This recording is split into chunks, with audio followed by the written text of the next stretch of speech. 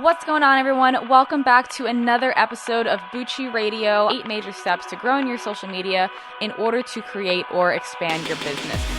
Figure out your why. Get really good at your niche. Create quality and consistent content. Engage with people. Provide a product or service your fans will love and find value in. Promote it. Close the loop.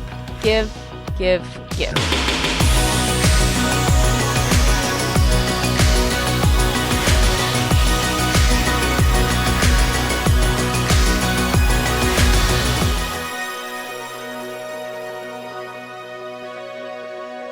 Welcome back to another episode of Bucci Radio. I have a super exciting announcement to tell you guys. I just wanted to let you guys know that with my first 2 episodes, they've both gotten over 10,000 downloads. And within the first 2 weeks of me launching this podcast, I've even hit top 6 on the health charts on the iTunes podcast.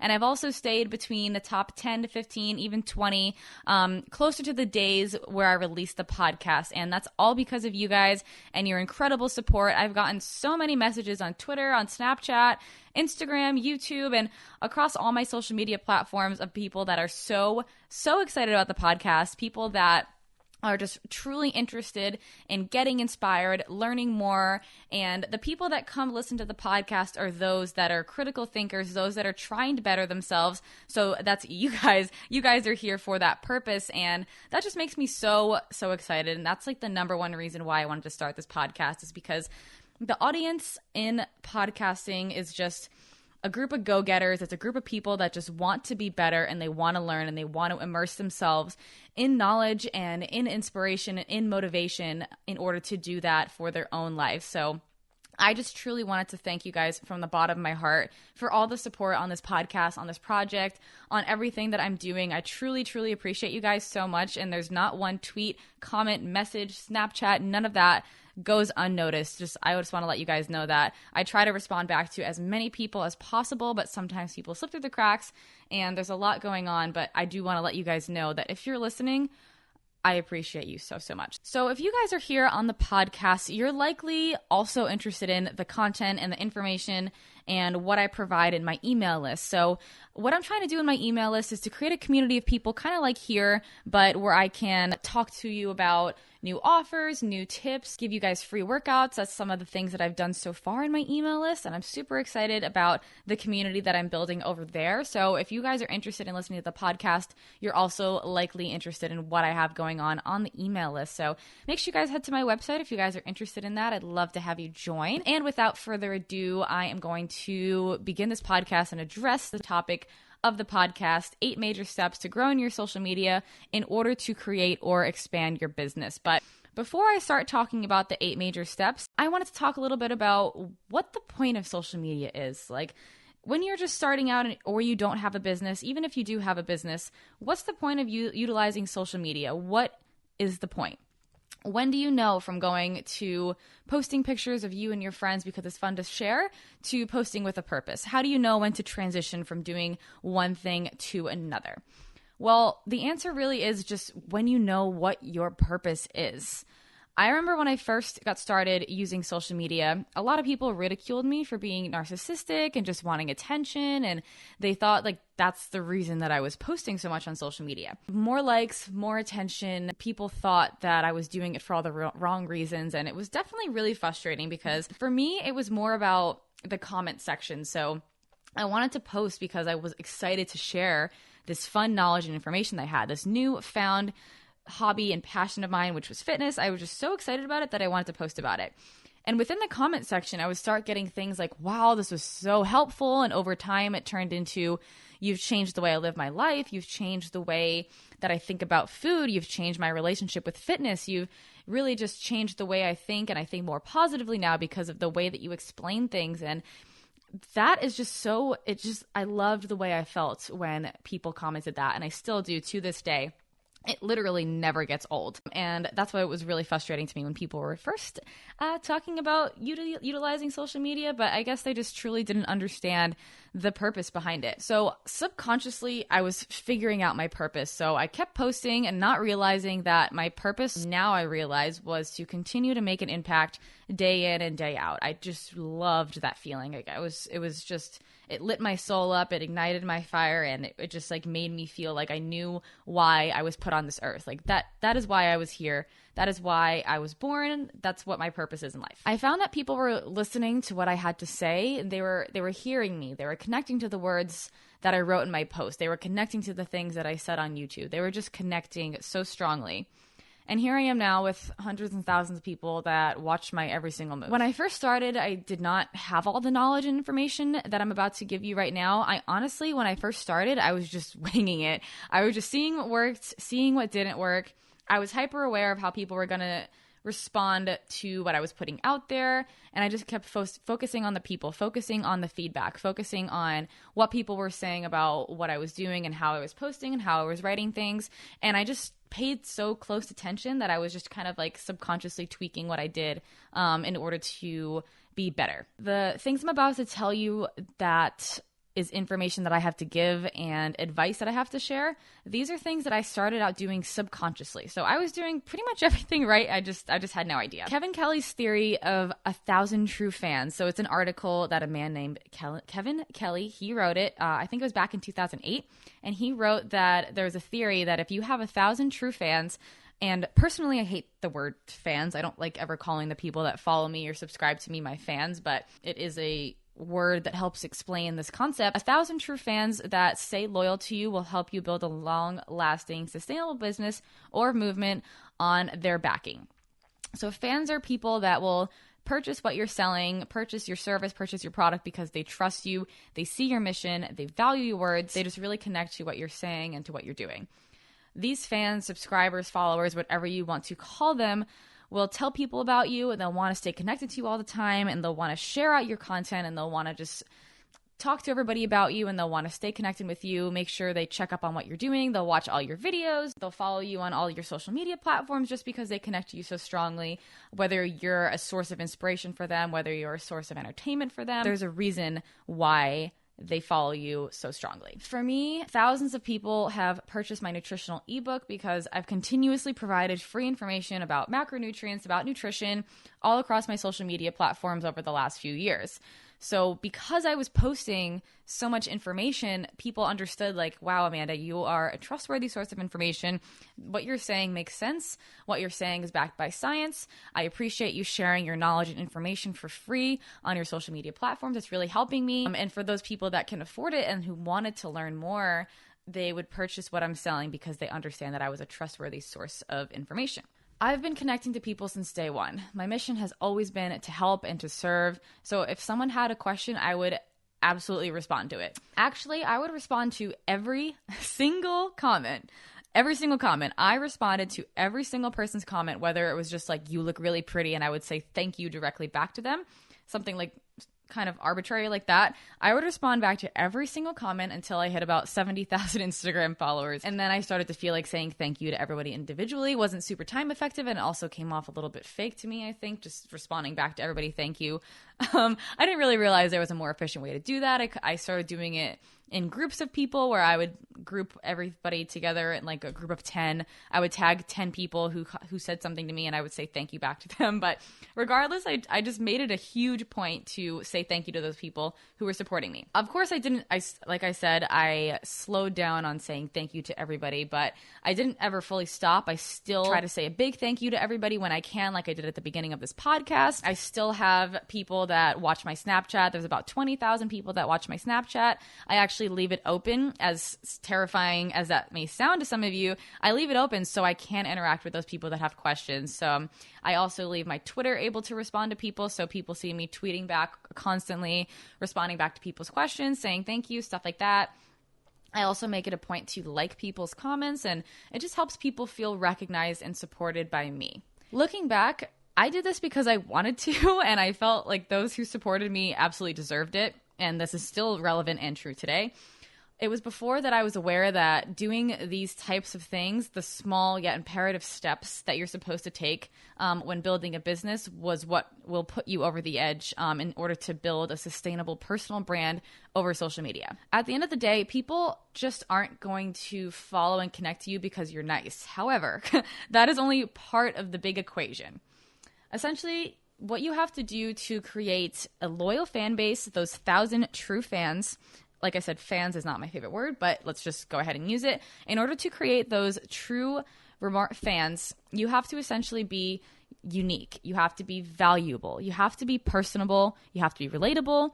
You have to be helpful. You have to be charismatic. And you have to essentially be remarkable. You need to have a reason behind why people want to follow you. You have to have a reason behind that. You have to be the first, you have to be the last, you have to be the most exciting, the most interesting, the most minimal, the most valuable, some sort of combination of all of these ideas. The possibilities can go on forever and ever, but at the end of the day, you just need to truly find what's going to separate you from the crowd. So let's go ahead and take an example of Mark Bell, for instance. Mark Bell is a world record-holding powerlifter, and he's invented a product that's widely used and distributed among a bunch of major companies, the Slingshot. He owns his own gym, Super Training Gym, his own podcast, the Mark Bell Powercast, and his own magazine. How many powerlifting meatheads are millionaires and have built their own personal brands so strongly that thousands of people can connect to them and they have made a major successful living off of it? Not many, but Mark is one of those people. He is unique. For me personally, I guess what separates me that I've come to figure out is that there are plenty of bikini competitors out there. But how many bikini competitors share what they do all across social media, who also come from a science background? I have my nursing degree and have the ability to explain evidence-based reasoning behind why they do everything that they do, who's also interested in educating on body image, self-love, personal development, who also makes YouTube videos and posts quality social media content, who has also competed in powerlifting, which I have done recently as well, who also hosts a podcast, who's also interested in running their own business, all while interacting and engaging with people every single day. There just aren't that many people doing what I'm doing. There's plenty of people that are similar. There's plenty of people that are better than me, but I've still been able to separate myself in order to be able to sustain my personal business and have it sustain me financially. So at the end of the day, let's start getting into these steps. You have to find what you're good at. So if you're good on camera and you interact well with people on a personal level, if you're good live, if you're good at speaking, if you're really charismatic, maybe video is the way to go. Most platforms do utilize video. So Snapchat's video, you can use Instagram, you can make videos on Instagram or on Instagram stories. You can do Facebook videos, you can do Facebook Live, you can do YouTube videos, you can do YouTube Live. You can also do Instagram Live as well. And you can post videos on Twitter. You can post videos on Pinterest. There's a lot of platforms that utilize video, but maybe you focus on that. So maybe you're great at writing one-liners or you're great at writing in general. Maybe Twitter, Facebook, or blogging might be what you focus on the most, and you're not super good at talking. You get kind of shy in front of the camera. Maybe you just focus on the written, non-video platforms. Don't forget, you should absolutely be playing upon what your strengths are and not just what you see someone else you like to follow doing. You can obviously take inspiration from people. You can take inspiration from a lot of different people, but you should definitely twist it and make it your own, and uniqueness is absolutely key here. So finally, without further ado, let's go ahead and get into our 8 steps to growing your social media in order to create or expand your business. Step number 1, figure out your why. What is your purpose? What are you passionate about? Are you passionate about your purpose? So for me, my purpose is to make an impact, and it's to help people. My purpose is to teach people and educate them on proper nutrition and training, to teach people how to live a healthy lifestyle, to teach people that you don't have to go to extremes to reach your goals, to teach people that you should love yourself, you should always strive to become a better self, but you should also focus on loving yourself in the process and to enjoy every single stage of whatever you're doing. That's my purpose. I am so passionate about it. You can hear it in my voice. You can hear it whenever I talk about it, because I've just grown this community that has thrived so much about when I talk about that it just makes me so excited to keep creating pieces of content that relate to that. That's all I ever want to do in life. And I figured that out, but I didn't always know that. I didn't always know what my why was, but I've kind of just taken the steps in the right direction in order for me to stumble upon it, kind of. I have a YouTube video I think it's called Find Your Purpose and Passion and Find Happiness or something like that. I'm awful, but I was going through a transitional phase in my life where I was in nursing school. I graduated with my nursing degree. I had every intention on becoming a nurse. I got a job at a surgical center once I graduated. And in the midst of all of this, I was focusing on social media a lot as well. And I just started falling in love with that. And I ended up just choosing my passion instead of choosing the safe route. When I chose nursing, my why was still to help people. It wasn't very clear as to how I was going to go about doing that. Nursing does absolutely help people, but I combined my why with my passion, and that's my purpose. That makes sense to you guys. So, number 1, figure out your why. Number 2, get really good at your niche. Learn, educate yourself, do your research, be a valuable resource to people, actually be able to provide something to people, whether it's being really damn entertaining. So Max Tuning is a super great example of being an entertaining person and having a loyal fan base. People always go back to his videos because they know that he is just going to give them entertainment on entertainment on entertainment every single time, every single video. That's what people go back to him for, and that's what his purpose is. He is there. He's said it many, many times, and he's very aware.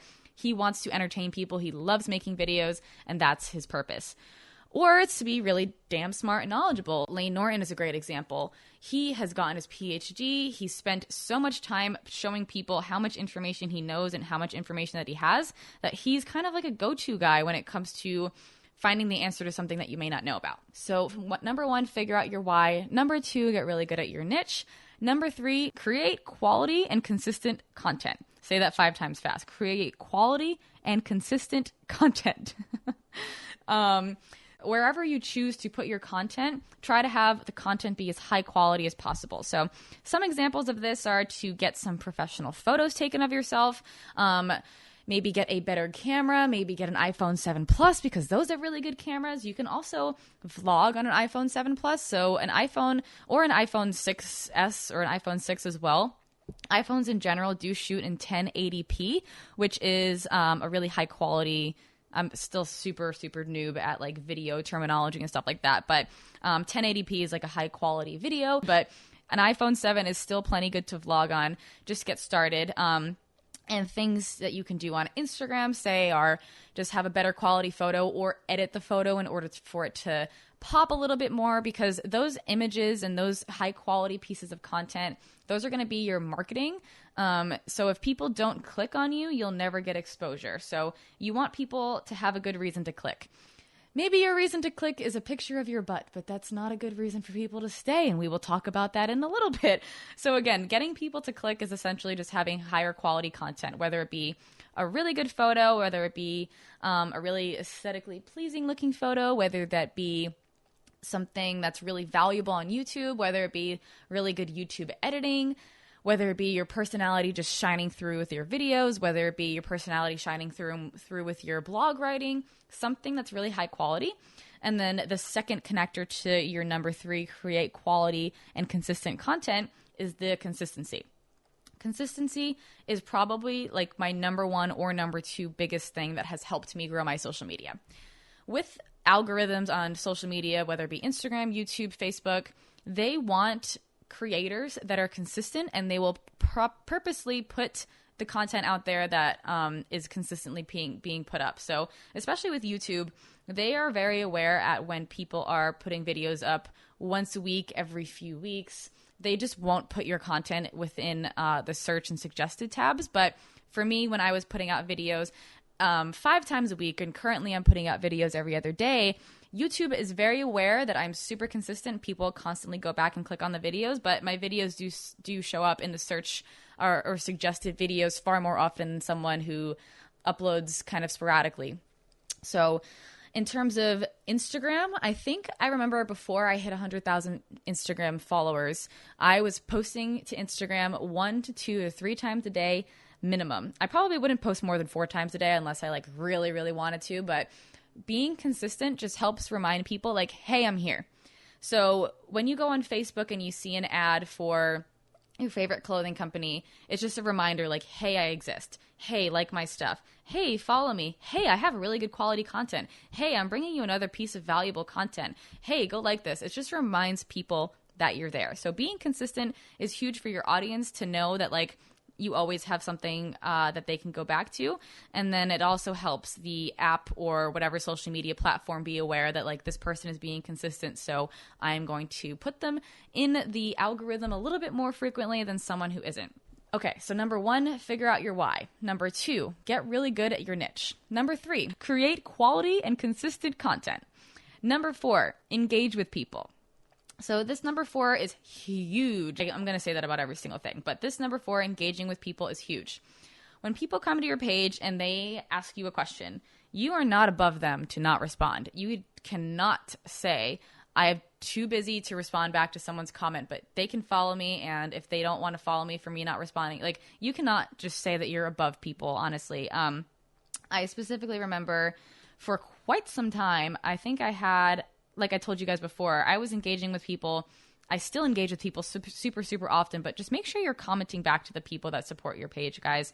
The people that come to your page and support you are going to be the people that will purchase your stuff when you have something to offer, when you have a product or service to offer. But also not just engaging with people and being social, because let's be real, it is social media, but also all over other people's pages. So it's totally okay to go to someone bigger's page and comment to them. It will likely show up more for people that aren't in your audience, that you might want to be in your audience. Also, comment back to people that might have a similar size following to you. Collaborating with people is huge. Over the last year, I've collaborated with a lot of different people. I've been on a lot of different people's YouTube channels. I've been to a lot of cities in the United States, so I was able to tag different locations, and a lot of different people all over the country were interested in me because I was traveling a lot for workshops with Pardomas. And I was able to collaborate with people in different areas in order to help me get exposure. And exposure is huge. So, like, you can be putting out content and putting out really good high quality content and engaging with people all day, but if you don't get exposure to your content, you're not going to get a new following. So the more things you can do to get more exposure, the better. So using hashtags, using location tags, tagging certain people, commenting to people, engaging with people, being social, you just have to truly make it a priority. Okay, so number 1, figure out your why. Number 2, get really good at your niche. Number 3, create quality and consistent content. Number 4, engage with people.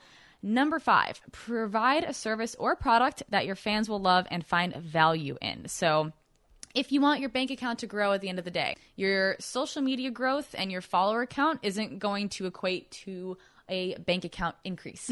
If you want to create a career off of social media, if you want to build a personal brand, if you want to build a business and attach it to a social media following, or use your social media audience following in order to promote your business, they have to kind of go hand in hand, but you have to have a service or product to offer. In order to figure out what that service or product is going to be, you have to go back to your why. You have to go back to getting good at your niche. You have to find something that you're really good at and turn it into either a service or a product, whether that be creating awesome clothing with like a funny saying that you always say because you're super entertaining, whether it be a photography service because you're a photographer, whether it be providing blog articles for other people with big audiences, whether it be you're a lawyer, and we actually had someone at a Pardoma's workshop who is a lawyer, and she reached out and is now a lawyer for Pardoma. So you can be a lawyer in people's companies. You can, again, there's a lot of different things that you can do, but you just have to find what you're good at, find a product or a service that you can offer, and then create a landing page to sell it or provide it to people. So that's where like a website would come in. That's where you will provide an email for people to contact you. You can use the contact button on Instagram if you make your Instagram a business account. Lots of different things that you can do, but essentially you have to have something to offer to people and for them to find a value in.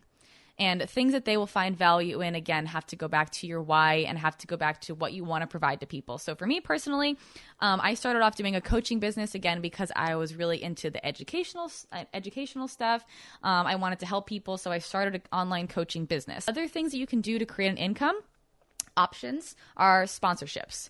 YouTube videos can be sponsored, Instagram posts can be sponsored, podcasts can be sponsored, and you can also become an affiliate with certain companies in order to make commission. But again, those will come with time and as your YouTube channel grows. So you do really want to have something that is owned by you and goes back to your name and not just rely on other people.